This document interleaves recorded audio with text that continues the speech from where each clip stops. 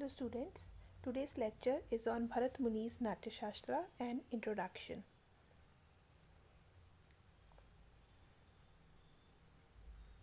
Natyashastra is a treatise on drama and dramatics and elite subjects and is attributed to one Bharata or Bharata Muni as he is called more often in our tradition. The usual trappings of a Muni or sage are nowhere mentioned. On the other hand, his sons satirized the sages and the latter, enraged, cursed them to be turned themselves as their descendants into Shudras.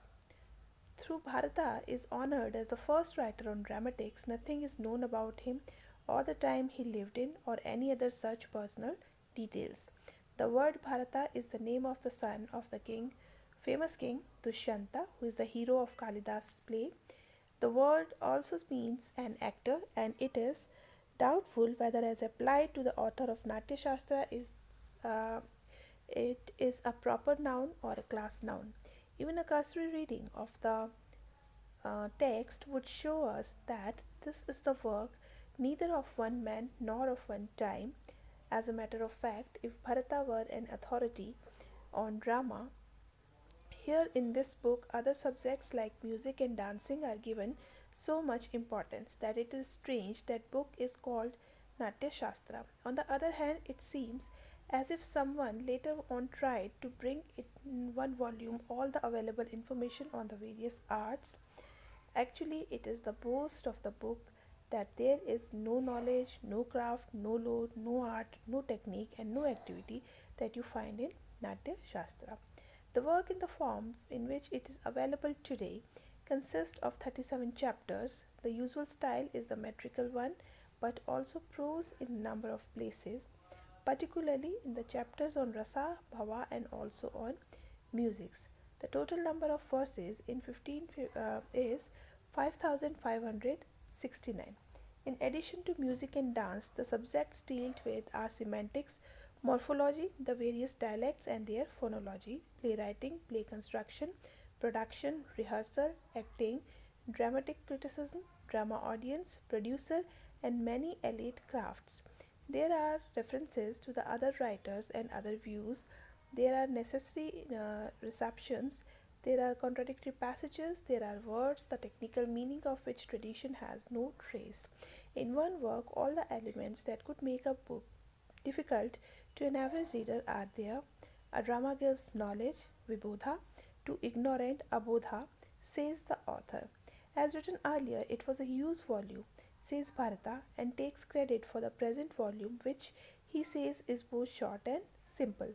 Perhaps Bharata addressed these words to his contemporaries, since an average modern Indian would hardly find it simple. So, what Bharata did for his contemporaries, this present book proposes to do for the 20th century Indians and all others interested in the subject. For this reason, there would be no attempt here to know who Bharata was, whether there was an actual Bharata, what time he lived in, whether it is entirely his or from time to time his school followers added and padded, etc. Whatever the answer to the question, the importance of the work would not be affected, its wisdom distracted. On the other hand, the influence of Bharata on the rural stage up to the modern days and throughout India, irrespective of the differences in languages, compels us to accept the book on the whole in its present form. The present work is not a scholarly thesis nor an original interpretation. It is no more than a rendering in modern terms and technology all the information concerning drama only, contained in Natya Shastra. Here and there, the present author has attempted to supply the connecting thought as scholars do the missing words in manuscript. Otherwise, as could be seen throughout from references to the text, it is merely the story that is narrated by Bharata and the views he expresses on the different aspects of the study of dramatics and the production of plays. Now, what about the origin and objectives of the uh, work Natyashastra? The Natyashastra begins with the description of how drama originated. In Indian tradition, there is no difficulty in tracing the source of anything and everything. The explanation is very simple. The trinity of Brahma, Vishnu, and Rudra or Shiva manages the world by a sort of division of labor. Thus, Brahma creates, Vishnu nourishes, and Shiva destroys. Since all the three represent omnipotent goodhood, the question as to why the three gods continue this repetitive game does not arise. God Brahma creates everything, and so he created drama also. The only point worth remembering is that, unlike the material world, drama was created on a special requisition of the smaller gods, and it happened thus.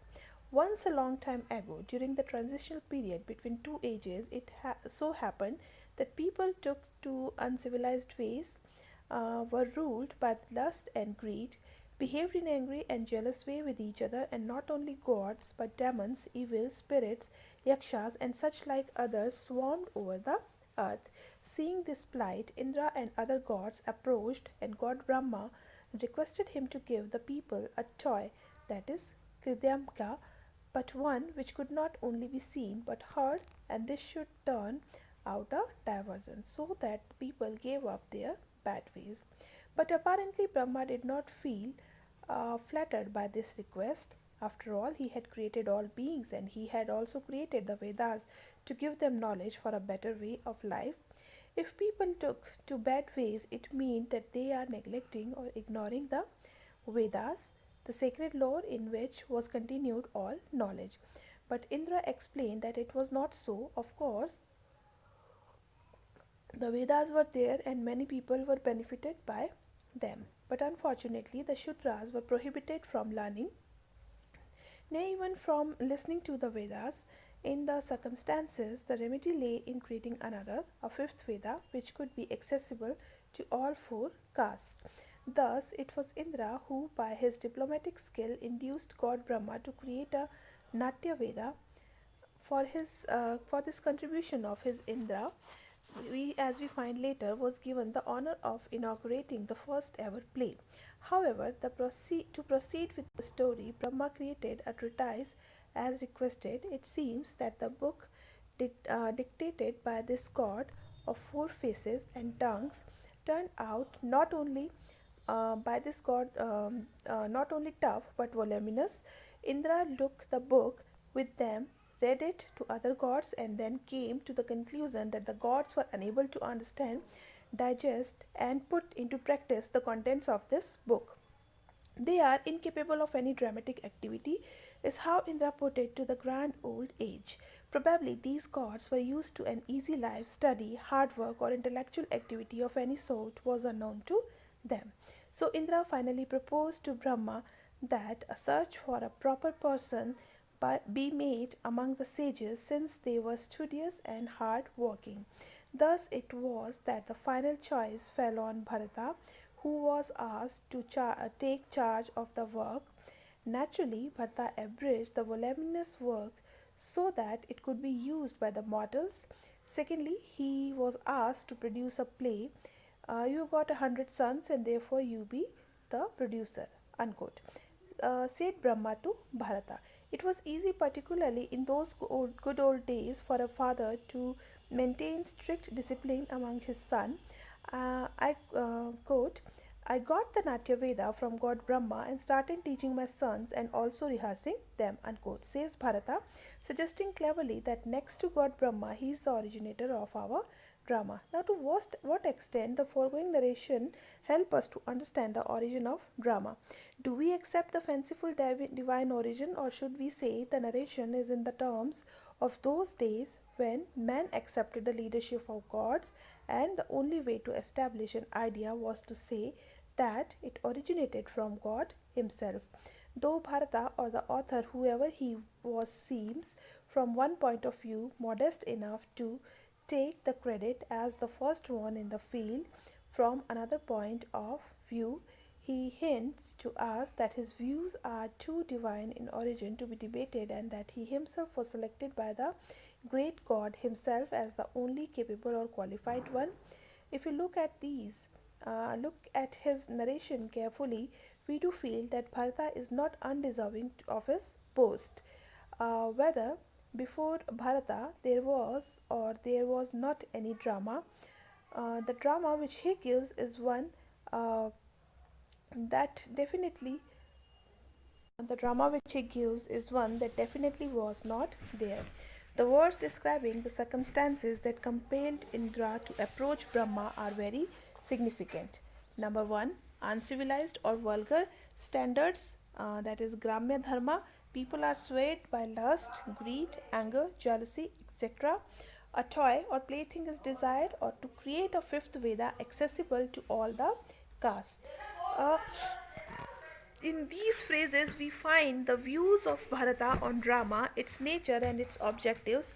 Bharata, as we feel, does not and has no intention to describe the origin of drama as such. On the other hand, he describes how his views on drama came to be formed, compelling him to formulate rules about it. It is apparent that even before him there was drama, but that was given to Gramya Dharma or uncivilized ways that described elemental passions like anger, jealousy, lust, greed, etc. In other words, the drama was there was not a Veda, that is, knowledge giver. It was a drama of by and for people to whom knowledge was denied. Indra is very particular in saying to Brahma that another, a fifth Veda accessible to all the caste, be created. He does not ask for drama as such, but adds that this fifth Veda should be a diversion and entertainment to both eyes and ears. Probably before Bharata, there was no Nataka as defined by him. The stage shows were called Rupaka, and hundreds of these have been recognized by Bharata himself. Most of these dealt with low Shringara or low humor. Bharata apparently resolved in the name of gods to improve the public taste, but he knew that he could not do anything that would affect the popularity of drama. So he particularly described Kridania, an entertaining toy. On the one hand, it was entertainment, that is Kridania, and on the other, an enlightenment, that is Veda.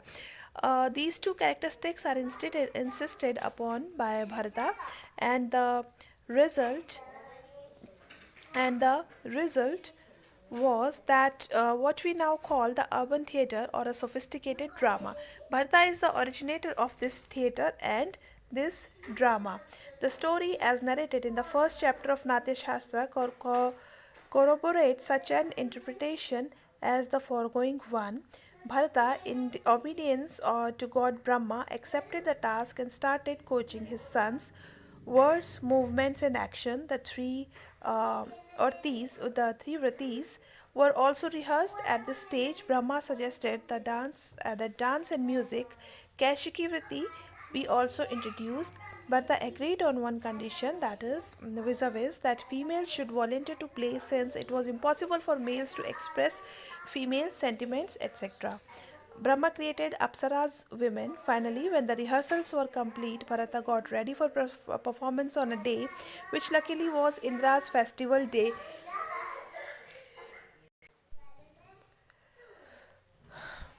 The show, however, was not destined to be a success.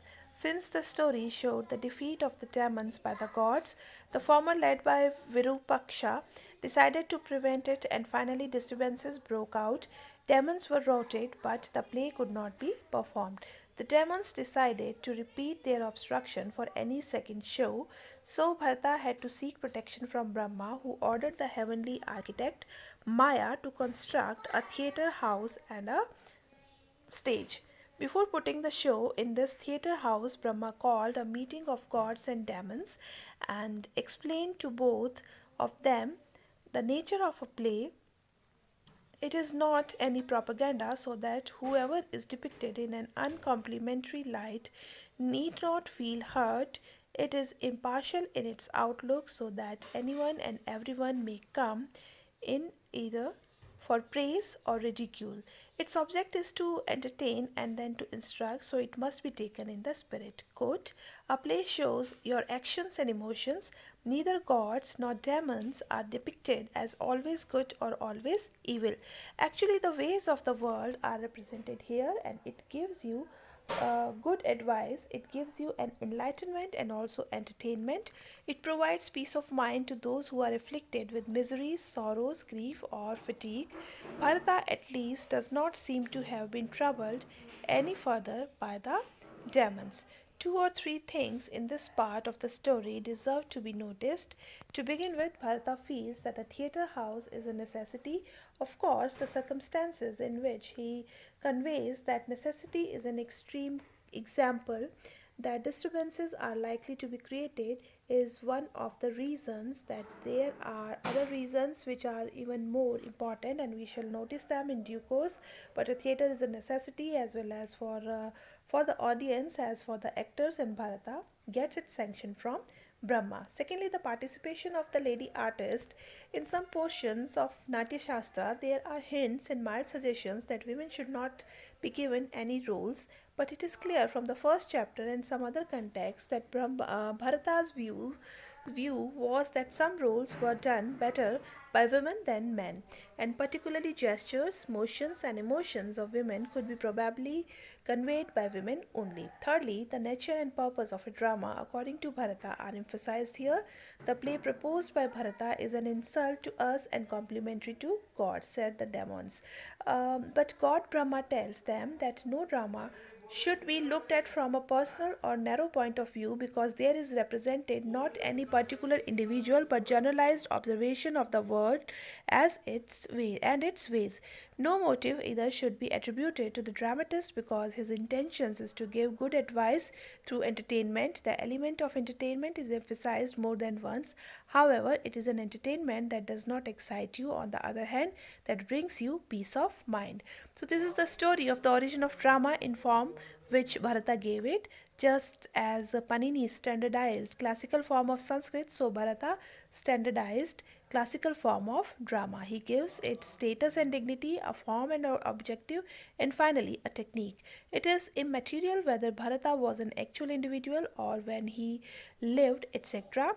Like Aristotle among the Greeks, Bharata in India stands as one of the greatest lawgivers for good taste in literature and drama. Natyashastra is a work codifying those laws. If Bharata actually lived, then on his death, his disciples might have shouted, quote, Bharata is dead, long live Bharata, unquote. For the present, Natyashastra seems to convey the views more of a school of thought over a period of differences and debates than of any one individual. Thank you very much.